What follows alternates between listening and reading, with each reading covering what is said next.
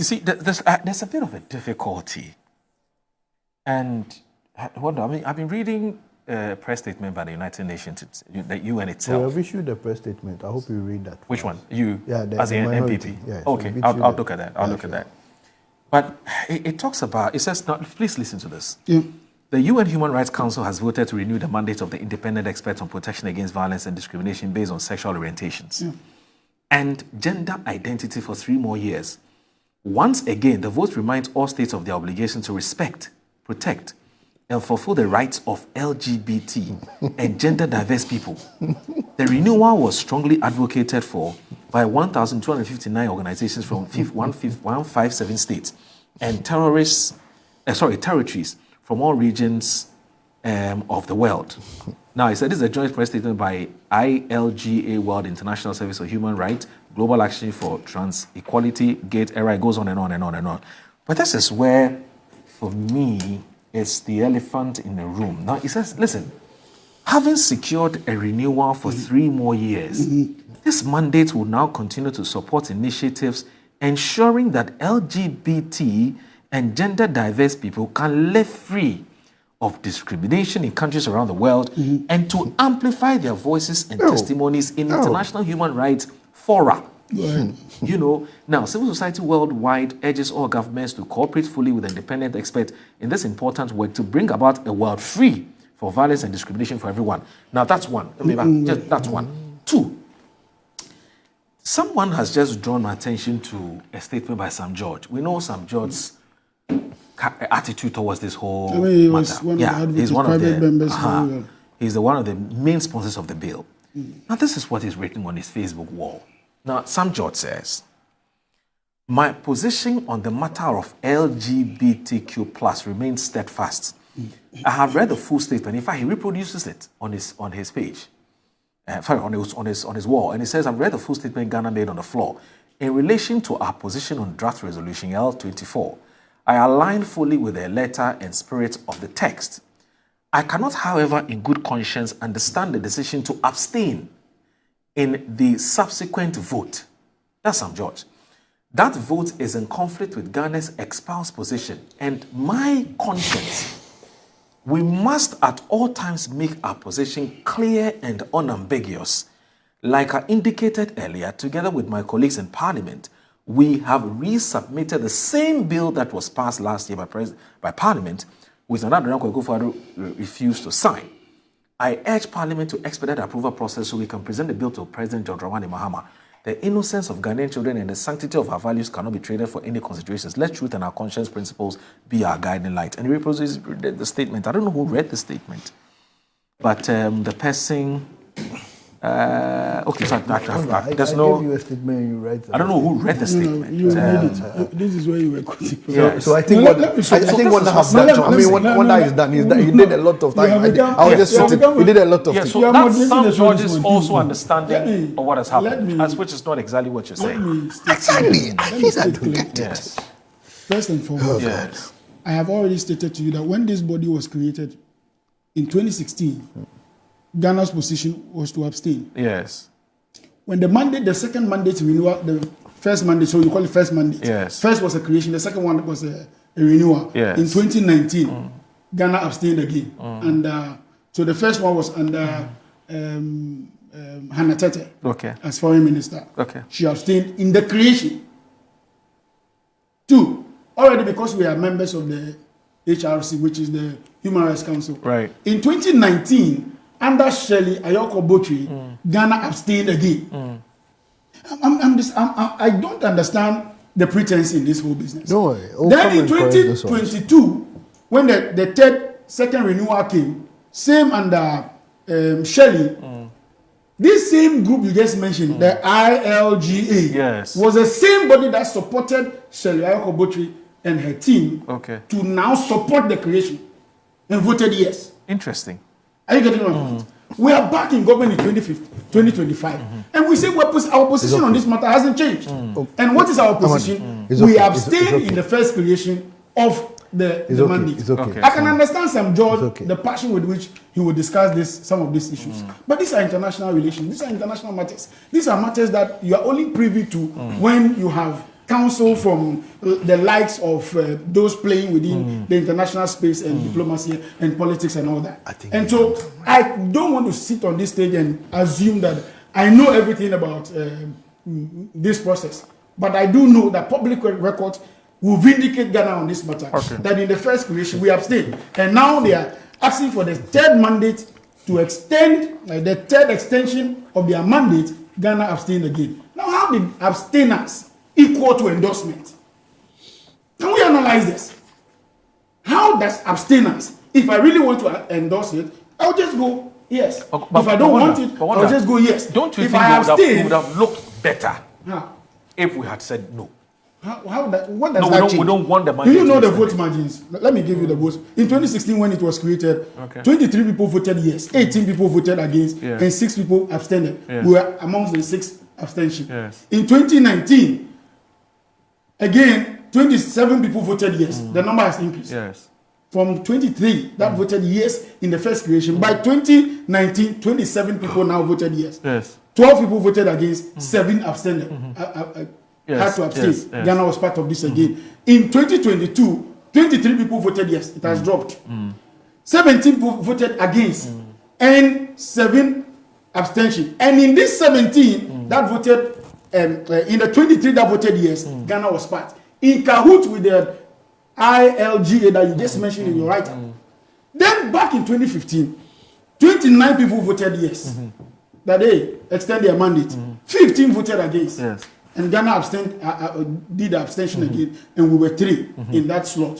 What is all this pretense about? Ghana is endorsing homosexuality. Ghana is doing this. Don't you think that? Now, if you don't have a position, if you are not sure of your position, in a matter of this nature, you are now privy to the full details. We know what our position when is. He was the president, when did this minister assume office? You mean when did the foreign minister assume office? I said Sam George. No, the foreign minister. When did he assume? But he knows our position. No, hold on. When did he assume office? Knowing the country's position is not based on him. It's based on the constitutional provision under which he's operating. And that constitutional provision says that you cannot treat people, based on how good they look, what their gender is, what their race, what their ethnic balance. Everybody must be treated equal before the law. Article 17. All men are equal before the law. Then the other one talks about their protection of rights and all that. And I'm saying that the protection, the business of government in this space has always been the constitution. Not what, what's the name? Not what the foreign minister feels or thinks. But in 2022, we were lobbied by this ILGA group in cahoots with this same MPP government, and they voted yes in endorsing it. You won't discuss this. You are busy talking about somebody who hasn't taken the decision and said, I'm waiting. Why would we wait anyway? We are waiting because the bill is now before Parliament, or is now going to Parliament, and that will spell out clearly our position.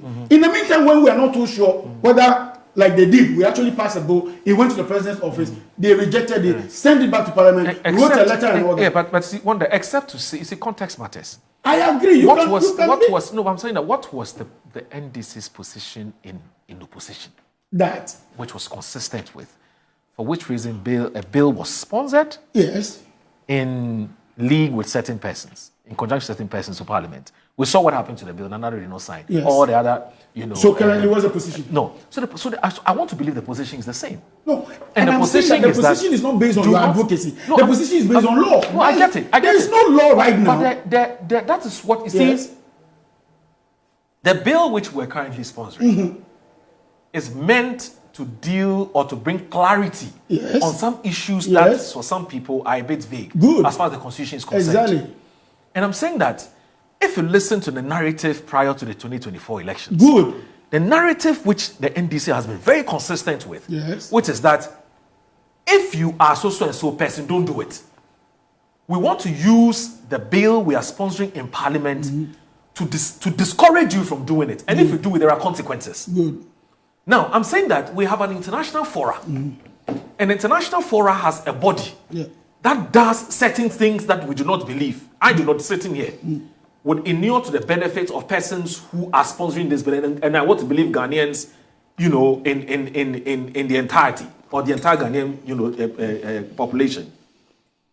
And we're saying that this independent body and what they do, per my readings of, what their mandate is. Why do we why do we say we are non-aligned when it comes to whether we should extend their mandate or not? Why we know what their mandate will do? No, Moro. You actually gave an answer to what you just said. And I said it clearly. So do we like what the independent body are doing? Just hold on. I am saying that. Yes. Do we have a law at the moment? No, we do. Which is the Constitution. And what's the Constitution? Yeah, we know what the Constitution. Don't discriminate. Yeah, don't discriminate. Yes, whether religion, blah, blah, blah, blah. We know all of that. So don't discriminate is the position. Yes. And what is the role of this job? This independent body right now? Their role is what? It's to listen, to make sure that you don't discriminate against persons who are engaged in ABCD. And I'm saying that their job is not only LGBTQ. I get that. But I'm saying what is in contention now? And I'm coming. Then you listen to me. Yes. Then I'm saying that what is in contention now is the extension of their mandate. Yes. And Ghana says, on this particular issue, at this moment, I do not even have a law that puts clarity on my constitutional provisions. That law, the MPP government refused to pass. Do you need a law to state your opinion? Hold on. So I decided that let me abstain. Yes. Now, which would have been better for you? That I go against it, I go for it. Which one would have been better? No, Now, whether you voted yes, or you voted no, or you voted abstention, it's the question of law. It's the question of your right that is being exercised. Until I have a backing, until I have a proper backing, which is the law, that states explicitly that we do not support this. But we are not in cahoots with this. What can I do? There is a law. There's the Constitution. But there's also the culture of the people. I agree. We know what, generally speaking, our people want. Yes. And what they do not want. Yes, but that's not the law. What they want and what do they want, they don't want. It's not the law. Yeah, but the law remains the law. And that everybody must be protected as we speak. Yes. Until you give clarity to that law that says that, hey, henceforth, some of you guys can't be protected any longer. You don't have a position. And the law binds us as a country. 12 and 17 of the Constitution binds us as a country to protect the rights of all individuals as we speak. We want to give clarity to that law by passing this bill. So your point is that yes, we cannot state our position at this forum until and unless the bill is passed. Of course. And becomes law. Certainly, that would be the basis. It's not based on your assumption or what you feel, what you think. Yes, in opposition, we are advocated for opposition. But has that position become you get it? No, he doesn't disagree with you. What he's saying is that to me, state is our position today until the law is passed. You need the law. Wonder you've done enough. The Kufuor government and the MPP party has suffered whatever decision that there was or there is, not signing or assenting to this bill. We have. In fact, the whole of the elections was centered on that bill. I was in Assin, the by-elections. The whole by-election of Assin Jokwesi was centered on this bill. Yeah. So the NDC made a lot of capital. Now you are in power, you are in government. You have every right to sign this bill within days. Ahmad, do you know when the Gold Board bill was presented to Parliament? Right. It was presented to Parliament, and just one day. Okay. It took them throughout the night to work on the bill. Right. For the president to assent to the bill the following day. 1 day. Tax and other bills come to Parliament under certificate of urgency. So what defense again? What defense again do you have to stay or not to pass this bill? You don't have any defense. So please, the explanation or the matter of going back Akufo-Addo is past and gone. Akufo-Addo lost the MPP lost the elections. You won the elections on the back of this LGBT thing. So prove it. Number 2, you see, he's just like we did. He's running to the defense of the law. And I have said it clearly here, that you don't even quote Article 17.1 to me, 21.1 to anybody, because the 12.2 is clear. And if you permit me, I will read so that the defense the minister is putting here is moot. So every person in Ghana, whether his race, place of origin, political opinion, color, religion, creed, or gender, shall be entitled to the fundamental human right and freedom of the individual contained in this chapter, but subject to respect of the right and freedom of others, and for public interest. So the defense in 17:1 is moot. You don't bring it. Again, for the minister to tell us that the question for which they voted was whether there should there should be a protection against violence and discrimination or not, it's a lie. That was not the question they voted on. So please, this whole defense is much ado about nothing. Again, let me state on record, and Wanda said it here, that I am quoting and referencing documents. This is the UN, the mandates, and I stated them clearly. I read them out to you clearly. Let me finish and I will give it to you. You know, I'm generous with documents. I'll give it to you. Now, let it be on record, and you should cross-check. Between 2019 and 2022, Ghana was not members of the council. Okay. So, Wanda cannot come here and create the impression as though we voted in 2019 and 2022. No. No. Because you're not even present. We were not even there. It's not true. So this matter, like I told you, you have grounds. We have a position. The country and the government have enjoyed a certain leverage on this matter. Prior to going to the council, there was a general uproar about the two gentlemen that was kissing and doing whatever they were doing, taking pictures and flaunting their sexual orientation here.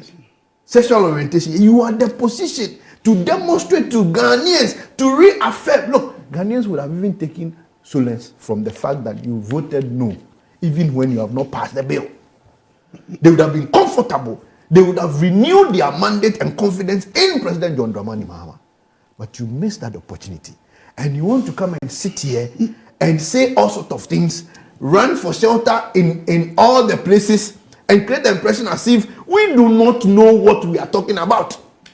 When in fact, truly so called, if for the document and every information is available to everybody. Okay. It depends on who is watching it and who is deciding on what to do. Okay. But I am happy that some judge comes back to state his position that they should have not abstained. Okay. All right. So this whole thing, Okay. is to tell Ghanaians that the John Dramani Mahama government came to power, lied to us, deceived us, created the impression as though they would have done what Nana Akufo-Addo couldn't do. Yet they are worse off when it comes to this matter. Okay.